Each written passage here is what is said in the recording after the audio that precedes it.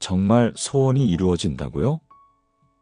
많은 기독교인이 착각하는 진짜 뜻. 시편 37장 4절 말씀. 여러분, 오늘 하루도 수고 많으셨습니다. 이 시간엔 성경 말씀 한 구절을 함께 깊이 묵상해 보려 합니다. 시편 37장 4절 말씀이에요. 여호와를 기뻐하라. 그가 내 마음의 소원을 이루어 주시리로다. 이 구절 아마 한 번쯤은 들어보셨을 거예요.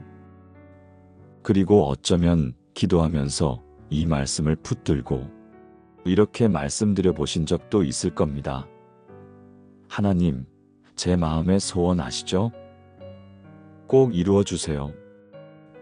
그런데 여러분, 이 구절은 많은 이들이 위로로 삼기도 하지만 동시에 깊이 오해하고 있는 말씀 중 하나이기도 합니다. 이 말씀을 바르게 이해하지 못하면 오히려 신앙생활 속에서 상처를 받을 수도 있어요. 하나님은 분명히 마음의 소원을 이루어 주신다 하셨는데 왜 내 소원은 계속 미뤄지고 응답은커녕 점점 멀어지는 느낌일까요? 이런 마음, 솔직히 우리 모두 한 번쯤은 가져보셨죠? 물론 저도 마찬가지입니다. 그런데 이 구절을 제대로 이해하면 우리는 하나님께 실망하거나 시험들 이유가 없고 오히려 우리의 삶 전체가 하나님을 향한 기쁨으로 채워지게 될 겁니다. 먼저 이 구절을 다시 한번 묵상해 볼게요. 여호와를 기뻐하라. 여기서 기뻐하라는 말이 중요해요. 이 말씀은 단순히 좋아한다는 의미가 아닙니다. 원어적으로 보면 하나님 안에서 즐거워하라.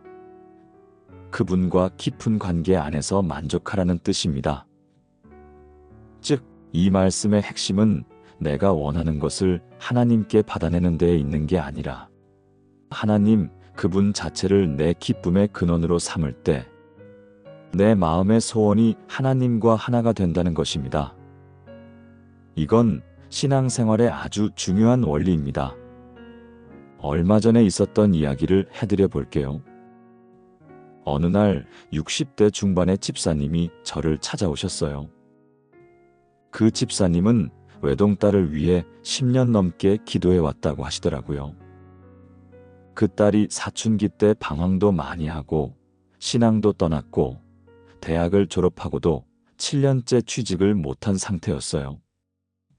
어느덧 30대 중반이 되었지만 결혼 얘기도 전혀 꺼내지 않고 신앙은 여전히 냉담하고 그래서 집사님은 밤마다 울며 기도하셨다고 합니다. 하나님, 제 소원은 하나예요. 제 딸이 신앙을 회복하고 좋은 믿음의 배우자를 만나 결혼하게 해주세요. 그게 제 인생의 마지막 기도입니다. 집사님처럼 기도하시는 분들이 참 많을 것 같다는 생각이 드는데요.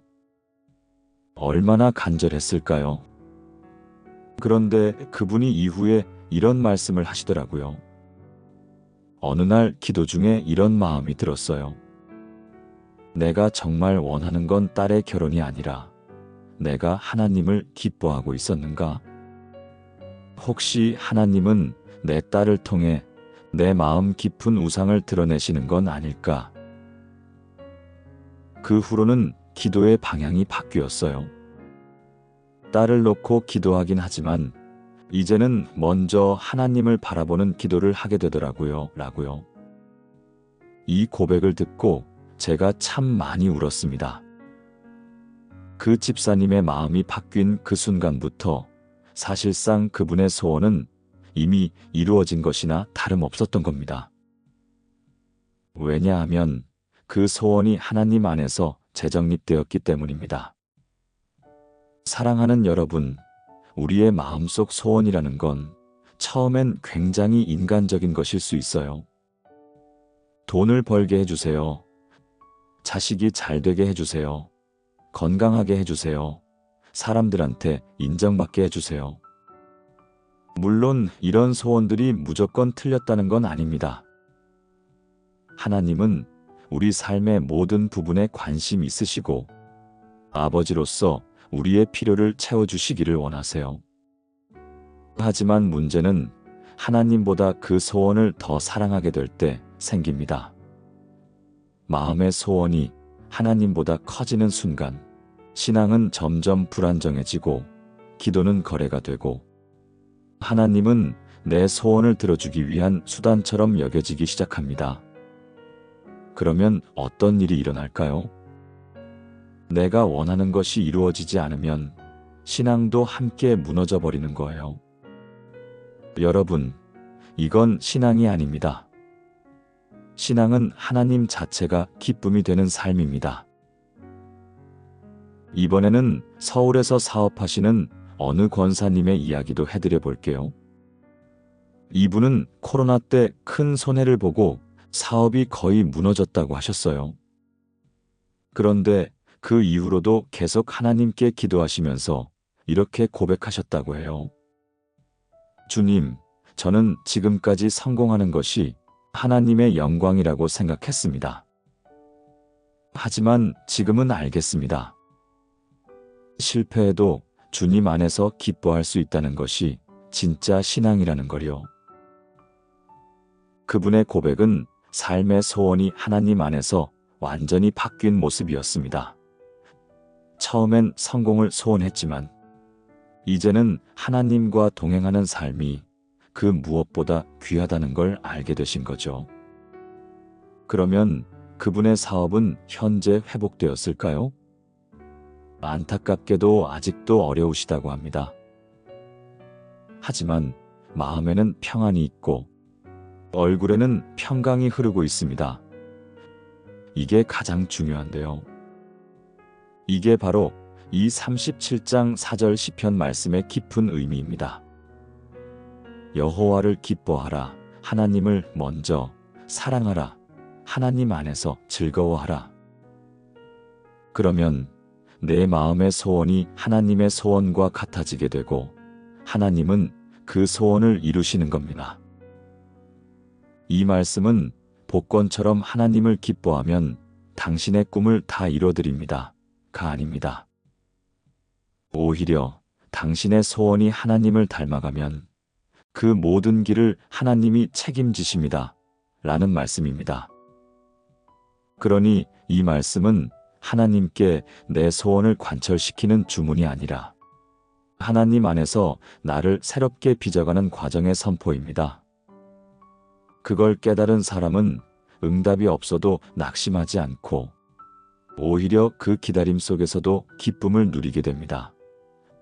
사랑하는 여러분, 우리가 하나님을 기뻐하는 사람이 되면 우리 소원이 바뀌고 하나님의 마음과 닮아지고 그럴 때 하나님은 우리가 구하지 않아도 우리의 삶을 책임지시는 분이십니다.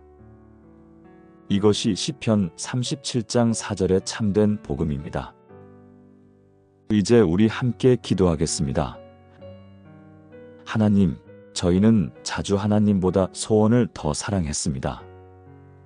하나님의 뜻보다 내 바람을 앞세웠고 기도마저도 내 욕망을 드러내는 수단이 되곤 했습니다. 그러나 오늘 말씀을 통해 다시 깨닫습니다. 주님, 제가 진정으로 기뻐해야 할 대상은 하나님 한 분이심을 믿습니다. 이제는 소원이 먼저가 아니라 주님이 먼저가 되게 하소서. 하나님을 더 알아가고 하나님 안에서 즐거워하고 하나님과 동행하는 삶이 되게 해주세요. 그러면 비로소 제 마음의 소원이 하나님의 마음과 하나 되어 그 뜻이 이루어지는 은혜를 경험하게 하실 줄 믿습니다.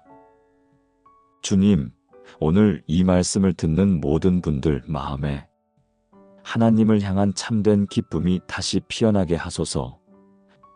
예수님의 이름으로 기도드립니다. 아멘. 여러분, 오늘도 끝까지 말씀 함께 해주셔서 참 감사합니다. 하나님을 기뻐하는 삶이 어떤 것인지 다시 한번 마음 깊이 새겨보시길 바랍니다. 지금 이루어지지 않는 소원도 주님 안에 있을 때 반드시 가장 좋은 때에 응답될 줄 믿습니다. 말씀 한 구절이 오늘 하루의 방향이 되고 마음의 평안이 되시길 축복합니다. 이 영상이 마음의 위로가 되셨다면 구독과 좋아요로 함께 응원해 주세요. 그럼 주님 안에서 기쁨이 가득한 하루 되시고 다음 영상에서 또 뵐게요. 샬롬.